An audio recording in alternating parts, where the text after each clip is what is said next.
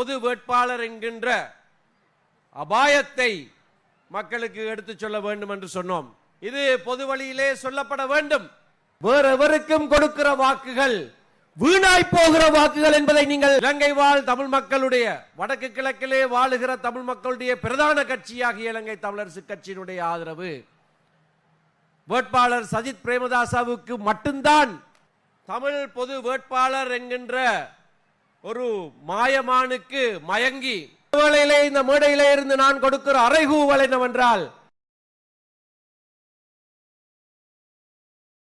பாராளுமன்ற உறுப்பினர் கௌரவ சுமந்திரன் அவர்களை அன்போடு அழைத்து நிற்கின்றோம். தலைவர் அவர்களே, மேடையிலே வீட்டிருக்கின்ற முன்னாள் அமைச்சர்கள் பேராசிரியர் GL பீரிஸ் அவர்கள், ரிஷாட் பத்யுதீன் அவர்கள், கலாநிதி ராதாகிருஷ்ணன் அவர்கள், பேசி சென்றிருக்கின்ற நண்பர் மனோ கணேசன் அவர்கள், மேடைக்கு வர இருக்கின்ற கௌரவ எதிர்க்கட்சி தலைவர் திரு சஜித் பிரேமதாச அவர்கள், இந்த கூட்டத்துக்கு பெருவாரியாக வந்திருக்கின்ற அருமையான வாக்காளர் பெருமக்கள் அனைவருக்கும் முதல்ல என்னுடைய நன்றிகளை தெரிவித்துக் கொள்ள விரும்புகிறேன். இன்றைக்கு இந்த கூட்டத்திலே விசேடமாக யாழ்ப்பாண நகரத்திலே தேர்தலுக்கு சரியாக 6 நாட்களுக்கு முன்னதாக நடைபெறுகிற இந்த பிரச்சார கூட்டத்திலே முதல் தடவையாக இலங்கை தமிழரசு கட்சி உத்தியோகபூர்வமாக மேடையேறி இருக்கிறது. கடந்த 1ஆம் திகதி இலங்கை தமிழரசு கட்சியினுடைய மத்திய செயற்குழு தீர்மானமான ஒரு முடிவை எடுத்திருக்கிறோம். இந்த தேர்தலிலே 2024 ஜனாதிபதி தேர்தலிலே திரு சஜித் பிரேமதாசவை இலங்கை தமிழரசு கட்சி ஆதரிக்கும் என்கின்ற முடிவை ஏகமனதாக நாங்கள் நிறைவேற்றி இருக்கிறோம். நான் இதனை சொல்வதற்கு பல காரணங்கள் உண்டு. இலங்கை தமிழரசு கட்சி உத்தியோகபூர்வமாக ஏகமனதாக இந்த தீர்மானத்தை எடுத்திருந்த போதிலேயும் கூட எங்களுடைய கட்சிக்குள்ளே இருந்து கூட பலவிதமான சலசலப்புகள் ஏற்பட்டுக் கொண்டிருப்பதை நீங்கள் அறிவீர்கள். மிக சொற்ப அளவிலான எண்ணிக்கையானவர்கள் தமிழ் பொது வேட்பாளர் என்கின்ற ஒரு மாயமானுக்கு மயங்கி அதனை ஆதரிக்க வேண்டும் என்ற கருத்தை கொண்டிருந்தார்கள். ஆனால் அப்படியான ஒரு முயற்சியிலே எங்களுடைய கட்சி எந்த சமயத்திலையும் ஈடுபட்டது கிடையாது. அதிலே எங்களுக்கு எந்த விதமான பங்களிப்பும் கிடையாது. அப்படி இருக்க மற்றவர்களெல்லாம் உதிரிகள் எல்லாம் சேர்ந்து பெரியதொரு திட்டத்தை வகுத்து இந்த முயற்சியை ஆரம்பித்த போதே எங்களுடைய கட்சி பல கூட்டங்களிலே எங்களுடைய அதி உயர் சபையான மத்திய செயற்குழு 5 தடவைகள் கூடி நாங்கள் இந்த முடிவை எடுத்திருக்கிறோம். முதல் பல கூட்டங்களிலேயே நாங்கள் இந்த பொது வேட்பாளர் என்கின்ற அபாயத்தை மக்களுக்கு எடுத்துச் சொல்ல வேண்டும் என்று சொன்னோம். இறுதியிலே இலங்கை தமிழரசு கட்சியை எப்படியும் நாங்கள் வழிக்கு கொண்டு வருவோம் என்று சொல்லிக் கொண்டிருந்தவர்கள் அது முடியாமல் போன காரணத்தினாலே எங்களுடைய கட்சியிலிருந்தே ஒருவரை பிரித்தெடுத்து அவரை பொது வேட்பாளர் என்கின்ற நாமம் சூட்டி முன்னிறுத்தி இருக்கிறார்கள். அதை செய்தவுடனேயே அவருக்கு எதிராக நாங்கள் ஒழுக்காற்று நடவடிக்கை எடுத்திருக்கிறோம். அவரிடத்திலே விளக்கம் கோரி கடிதம் எழுப்பப்பட்டிருக்கிறது. அவரை எங்களுடைய கூட்டங்களுக்கு வருவதற்கு நாங்கள் தடை விதித்திருக்கிறோம். அவரோடு சேர்ந்து பிரச்சார பணிகளிலே ஈடுபடுகிற எங்களுடைய உறுப்பினர்களை நாங்கள் எச்சரிக்கை விடுத்து இந்த தீர்மானங்கள் எல்லாம் ஏகமனதாக பல்வேறு கூட்டங்களிலே நிறைவேற்றி இருக்கிறோம்.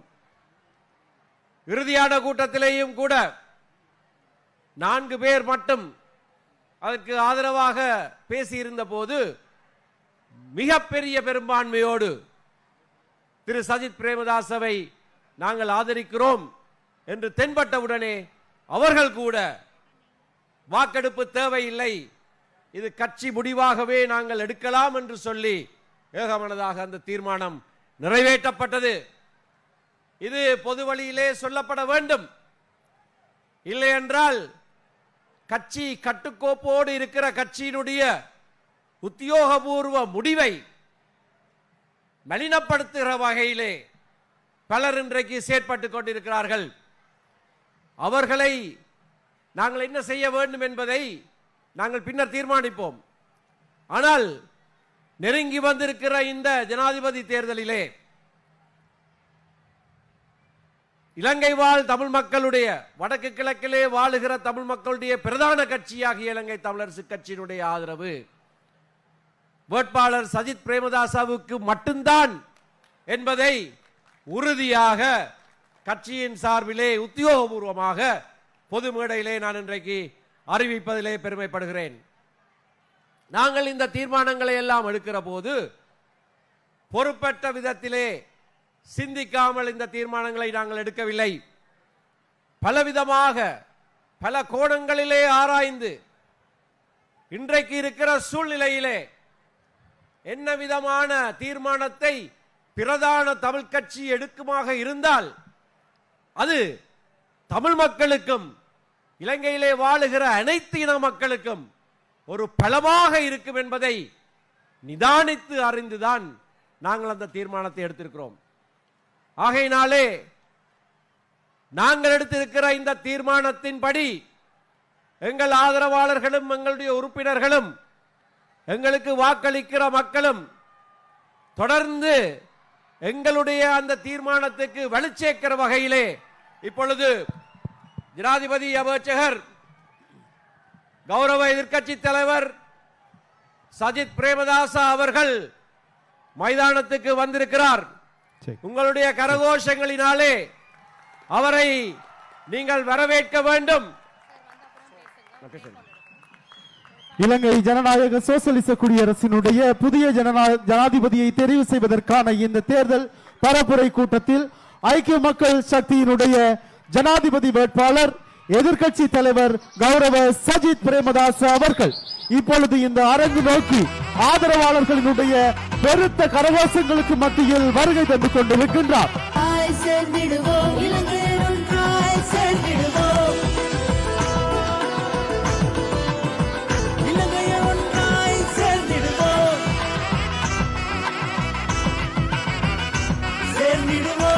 ஜனாதிபதி வேட்பாளர் திரு சஜித் பிரேமதாச அவர்களை யாழ் மண் இப்பொழுது வரவேற்கிறது. ஜனாதிபதி பதவியிலே அவர் அமர்வதற்கு முன்னதாக இறுதியாக யாழ் மண்ணுக்கு வந்திருக்கிற கூட்டம் இது. இன்னும் ஒரு வார காலத்திலே நாட்டினுடைய ஜனாதிபதியாக நாங்கள் அவரை வரவேற்க காத்திருப்போம். திரு சஜித் பிரேமதாச அவர்களை யாழ்ப்பாணத்தினுடைய பிரதிநிதியாக இந்த வேளையிலே நான் வரவேற்கிறேன்.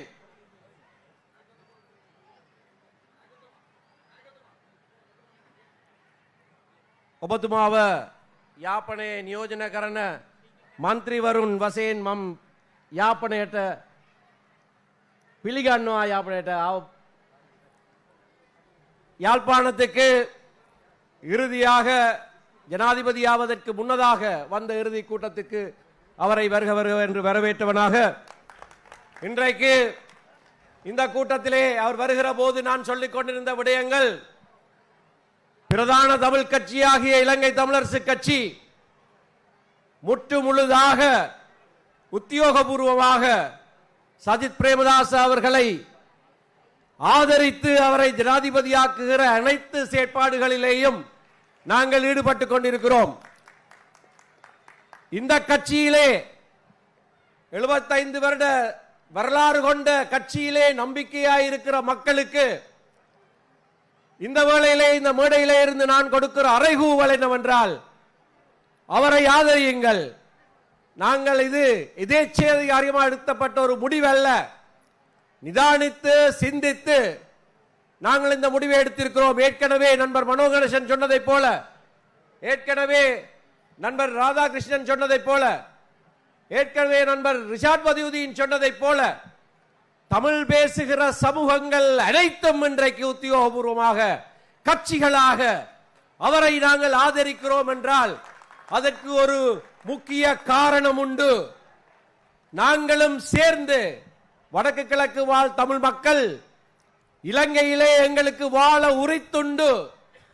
இலங்கையிலேயும் நாங்களும் சமபிரஜைகள் ஆகையினாலே எங்களை நாங்களே ஒதுக்கி வைக்கிற செயற்பாட்டிலே ஈடுபடாமல் எங்களையும் இணைத்துக் கொண்டு எங்களுக்கு உரிய பங்கை நாங்கள் பெற்றுக்கொண்டு நாங்கள் எங்கள் பிரதேசங்களிலே ஆள வேண்டிய அந்த உரித்தையும் வரவித்துக் கொண்டு பயணிப்பதுதான் சிறந்தது. அதுதான் நாங்கள் மேற்கொண்டு செய்ய வேண்டியது. ஆகையினாலே இன்றைக்கு வேறெவருக்கும் கொடுக்கிற வாக்குகள் வீணாய் போகிற வாக்குகள் என்பதை நீங்கள் ஞாபகத்திலே வைத்திருக்க வேண்டும். தேர்தலை பகிஷ்கரிப்பதோ, இந்த தமிழ் பொது வேட்பாளர் என்கின்ற மாயமானுக்கு வாக்களிப்பதோ உங்களுடைய ஜீவிய உரித்தான வாக்கை நீங்களே குழி தோண்டி புதைத்து வைக்கிற செயலாகத்தான் இருக்கும், வீணடிக்கிற செயலாக இருக்கும். ஜனநாயகத்திலே ஒவ்வொரு தருணத்திலேயும் வாக்களிக்கிற சந்தர்ப்பம் வருகிற போது அப்பொழுதுதான் பிரஜைக்கு தன்னுடைய தீர்மானம், தான் அளிக்கிற அந்த புல்லடி நாட்டிலே ஒரு மாற்றத்தை, தனக்கு விருப்பமான ஆட்சியாளனை ஏற்படுத்துகிற உரித்தை கொடுக்கிறது. அந்த உரித்தை இல்லாமல் செய்வதற்கான பலவிதமான மோசடிகளிலே ஒன்றுதான் பகிஷ்கரிப்பு என்கின்ற கோஷம், மற்றொன்று இந்த தமிழ் பொது வேட்பாளர் என்கின்ற கோஷம்.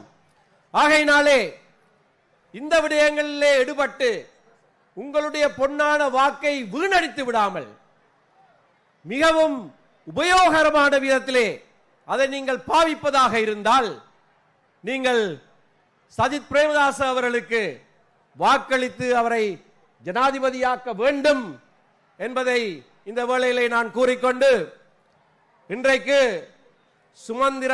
சுமந்திரம் என்றொரு பத்திரிகை நாங்கள் வெளியிட்டிருக்கிறோம். அதிலே உங்களுக்கு பலருடைய கைகளிலே அது கிடைத்திருக்கிறது.